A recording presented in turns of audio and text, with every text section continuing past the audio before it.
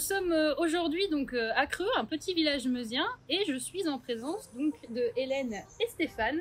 Est-ce que vous pouvez vous présenter un petit peu, s'il vous plaît? Oui, alors donc Hélène, moi je suis du village de Creux depuis 5 ans, et puis Stéphane, mon compagnon, qui est là depuis au moins une bonne dizaine d'années, et on fait partie de l'association qui est en cours de création, qui s'appelle, qui va s'appeler du coup Creux Patrimoine, pour la valorisation et la préservation du patrimoine du village.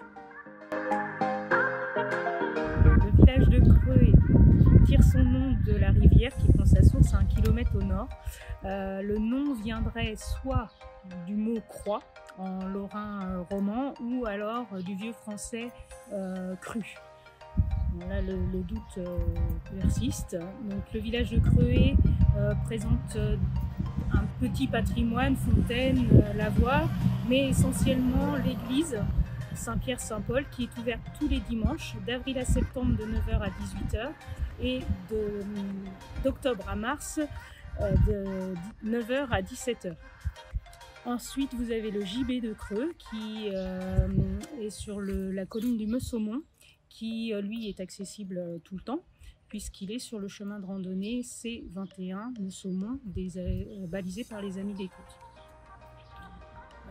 Il y a plusieurs chemins de randonnée qui partent du village de Creux, que ce soit de la Fédération française de randonnée pédestre ou des Amis des Côtes, et qui passent à travers les vignes et les vergers, puisque Creux est historiquement un village de vignerons. Alors vous pouvez retrouver toutes les informations concernant les randonnées des Amis des Côtes sur notre site internet www.cœurdelorraine-tourisme.fr. Alors nous sommes actuellement donc, devant l'église Saint-Pierre-Saint-Paul. Est-ce que vous pouvez nous en dire un petit peu plus sur cette église?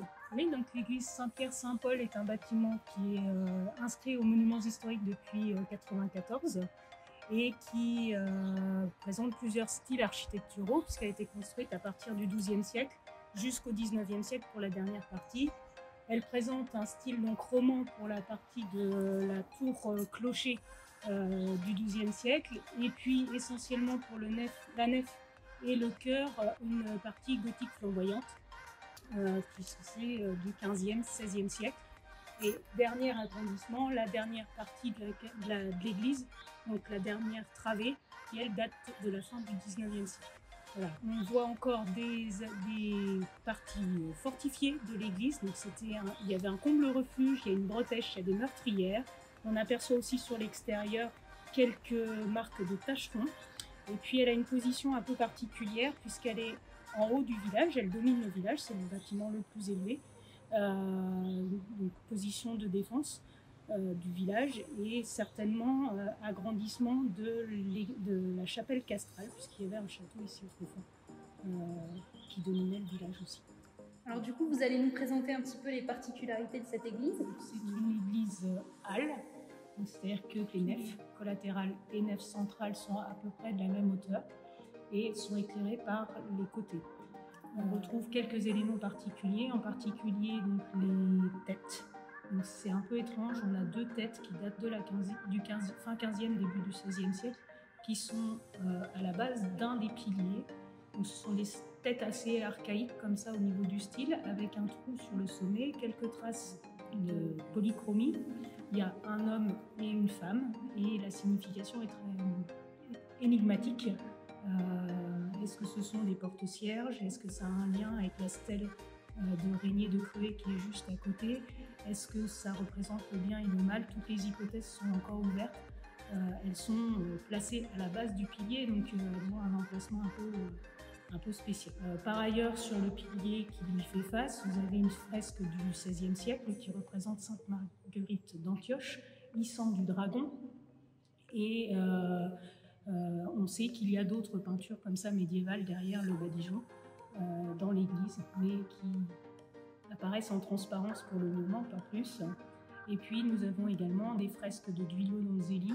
Donc, la commune a fait appel à Duilio Donzelli en 1928. On sait qu'en 1933 c'était fini, pour remplacer les boiseries du chœur. Donc il y a le chœur qui est peint par Duilio Donzelli, la voûte du chœur, il y a une frise qui parcourt toute l'église, et surtout la chapelle romane avec des grisailles représentant entre autres Ève, Marie et une scène de l'Annonciation. Nous sommes au milieu de la forêt, est-ce que vous pouvez nous dire un petit peu pourquoi?